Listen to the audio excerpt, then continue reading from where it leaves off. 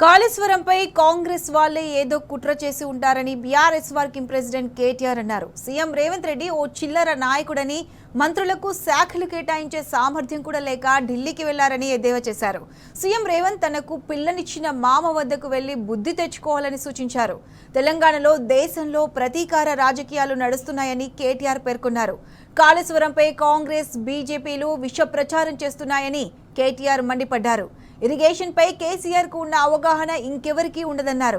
Kaleshwaram project విషయంలో కేసీఆర్ గాని BRS గాని ఎటువంటి తప్పు చేయలేదని స్పష్టం చేశారు కేటీఆర్. పూర్తి స్థాయిలో ఆనాడు ఎండిపోయిన తెలంగాణకు మాగాణంగా మార్చడానికి లక్షల ఎకరాలకు నీళ్లు ఇవ్వడానికి కేసీఆర్ గారి నాయకత్వంలో 10 ఏళ్ల పాటు జరిగిన ఒక భగీరథ ప్రయత్నంలో భాగమే కాళేశ్వరం ప్రాజెక్టు. కాళేశ్వరం అంటే ఆషామాషి ప్రాజెక్టు కాదు, ఒక భగీరథ ప్రయత్నం. తెలంగాణలో కేవలం 4 ఏళ్ల కాలంలోనే మరి 45 లక్షల ఎకరాలకు నీళ్లు ఇచ్చే ఒక అద్భుతమైన ప్రాజెక్టు నిర్మాణం చేస్తే అందులో 100 అంకాలుంటే 100 కంపోనెంట్లుంటే ఒక్క బ్యారేజీలో 2 పిల్లర్లకు, అది కూడా ఈ కాంగ్రెస్ విధవులు చేసిన పని అనేది నాకు ఈ రోజు కూడా బలమైన నమ్మకం. భూకంపం 7+ భూకంపం వచ్చినా అక్కడ తట్టుకొని నిలబడ్డది మేడిగడ్డ. అట్లాంటి మేడిగడ్డను, అట్లాంటి కాళేశ్వరాన్ని చిల్లర రాజకీయాల కోసం రైతుల ప్రయోజనాలు పక్కకు పెట్టి, రాష్ట్ర ప్రయోజనాలు పక్కకు పెట్టి, రాజకీయ ప్రయోజనాలే ముఖ్యంగా కాంగ్రెస్ బీజేపీ ఆడుతున్న చిల్లర నాటకానికి తెరదించే రోజు ఈ రోజే కాబోతున్నది. కేసీఆర్ గారు అన్ని కూడా స్పష్టంగా కమిషన్ ముందు ఏ రకంగా ఈ నిర్ణయాలు జరిగినాయి అనేది ప్రజాస్వామ్యబద్ధంగా చెప్తారు.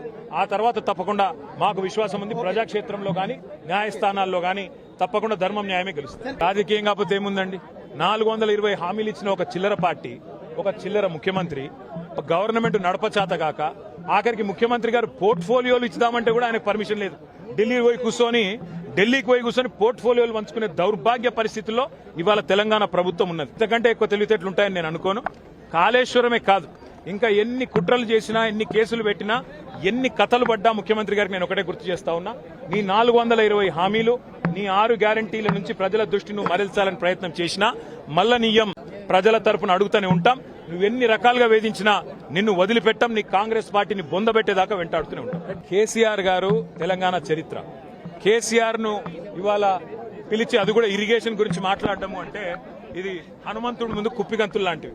ఎందుకంటే కేసీఆర్ గారికి ఉన్నంత క్షుణ్ణమైన అవగాహన, వాగులు, వంకలు, నదులు, చెరువులు, వీటి గురించి, ఇరిగేషన్ రంగం గురించి కేసీఆర్ కు ఉన్నంత అవగాహన బహుశా భారతదేశంలోనే ఈరోజు సమకాలీన రాజకీయాల్లో ఏ రాజకీయ నాయకుడికి కూడా ఉండదు. హనుమంతుడి ముందు కుప్పిగంతులే అవుతుంది. ముమ్మాటికి నిజాలు అల్టిమేట్ గా తేల్తాయి, ధర్మము న్యాయమే గెలుస్తుంది. అల్టిమేట్ గా కేసీఆర్ గారి పేరు చరిత్రలో సువర్ణాక్షరాలతో తెలంగాణను సాధించిన నాయకుడిగా, తెలంగాణను సస్యశ్యామలం చేసిన నాయకుడిగా చరిత్రలో సువర్ణాక్షరాలతో లిఖించబడుతుంది. 6 గ్యారంటీలు, 420 హామీల మీదనే మనం అందరం దృష్టి పెడదాం. ఖచ్చితంగా రేవంత్ రెడ్డిని, కాంగ్రెస్ పార్టీని తొందరలోనే ఈ చిల్లర రాజకీయాలన్నీ ముగిసిన తర్వాత ప్రజాక్షేత్రంలో బట్టలిప్పి నించోబెట్టే విధంగా కార్యాచరణ ఉంటది. దానికి మీ మద్దతు పలకాలని రాష్ట్రపతిని కోరుతాం. రేవంత్ రెడ్డి అనే ఒక చిల్లర నాయకుడు, ఒక చిల్లర వ్యక్తికి కేబినెట్ అంటే అర్థం కాదు, కేబినెట్ ఎట్లా పనిచేస్తుందో అర్థం కాదు. ఎందుకంటే ఆయన ఆలోచనలు వేరు, ఆయన ఎజెండా వేరు. ఆయనకు రాష్ట్ర ప్రయోజనాల కంటే, రైతుల ప్రయోజనాల కంటే రాజకీయ ప్రయోజనాలు, రాక్షస ఆనందము, పైశాచిక ఆనందం ఆయనకు ముఖ్యం. ఆయన చిల్లర పని చేసి బ్యాగులు మోసి జైల్లో పడ్డాడు కాబట్టి మా వాళ్ళని కూడా కొంతమందిని జైల్లో పెట్టాలనేది ఆయన వికృతమైన ఆలోచన తప్ప ఇంకోటి కానే కాదు. నేను చెప్పేదల్లా ఒకటే, నిజం కడప దాటే లోపల అబద్దం అంగిలాగేసుకుని ఊరంతా తిరిగి వస్తుంది అన్నట్టు కొన్ని రోజులు కాళేశ్వరం అని, కొన్ని రోజులు ఫోన్ ట్యాపింగ్ అని, కొన్ని రోజులు ఫార్ములా అని ఏదైతే డ్రామాలు రేవంత్ రెడ్డి ఆడుతా ఉన్నాడో, ఆయన ప్రభుత్వం ఆడుతా ఉందో, ఇవన్నీ కూడా కేవలం ప్రజల దృష్టి మరల్చడానికి చేస్తున్న చిల్లర ప్రయత్నం.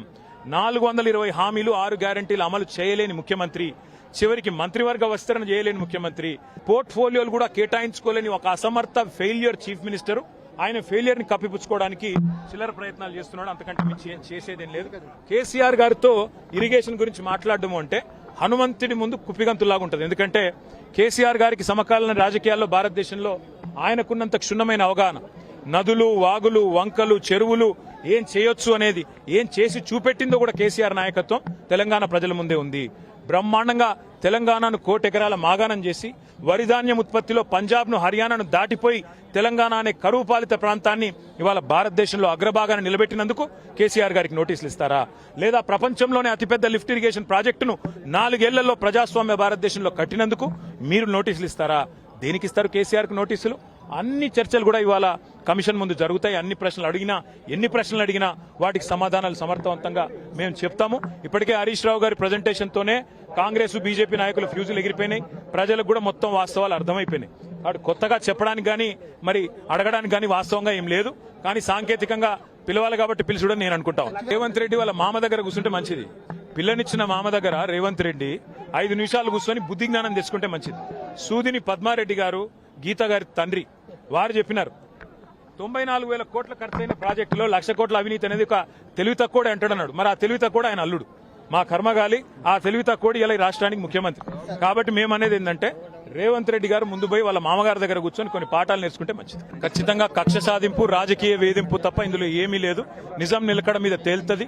ముమ్మాటికి అల్టిమేట్ గా ప్రజాక్షేత్రంలో, న్యాయస్థానాల్లో ఎక్కడెక్కడైతే ఇవాళ ఈ విచారణను, ఈ వేధింపులను ప్రజలు గమనిస్తున్నారో, 1 కోటి ఎకరాల మాగాణం చేసి పంజాబ్ ను, హర్యానాను దాటే విధంగా తెలంగాణలో వ్యవసాయ ఉత్పత్తి పెంచిన కేసీఆర్ గారి మీద వేధింపుకు పాల్పడితే తప్పకుండా ప్రజాక్షేత్రంలో ప్రజలే బుద్ధి చెప్తారు. ఇట్లా చూసేదేముంది, ఇటు కూలగొట్టడానికి వచ్చింది తప్ప కట్టనికి రాలేదు. ఈ పేదల ఇండ్లు కూలగొట్టడం, ఇట్లాంటి ప్రాజెక్టులు కూలగొట్టడం, విధ్వంసకరమైన ఆలోచనలు, రాజకీయ వేధింపులు, కక్ష సాధింపు తప్ప ఈ సన్నాసికి ఏమి చేత కాదని అర్థమవుతా ఉంది. అందులో అర్థం కాకపోవడానికి 100 జన్మలెత్తినా రేవంత్ రెడ్డి అనే చిల్లరగానికి కేసీఆర్ గొప్పతనం అర్థం కాదు. రేవంత్ రెడ్డి గురువు, ఆయన జేజమ్మతోనే కొట్లాడినోడు కేసీఆర్. ఆ జేజమ్మని ఇక్కడి నుంచి తరిమేసినోడే కేసీఆర్. కాబట్టి రేవంత్ రెడ్డి అనే చిల్లరగాడు ఏం మాట్లాడినా, ఆయన చిల్లర ప్రభుత్వం ఏం చేసినా కేసీఆర్ ఎంటిక కూడా పీకలేరు.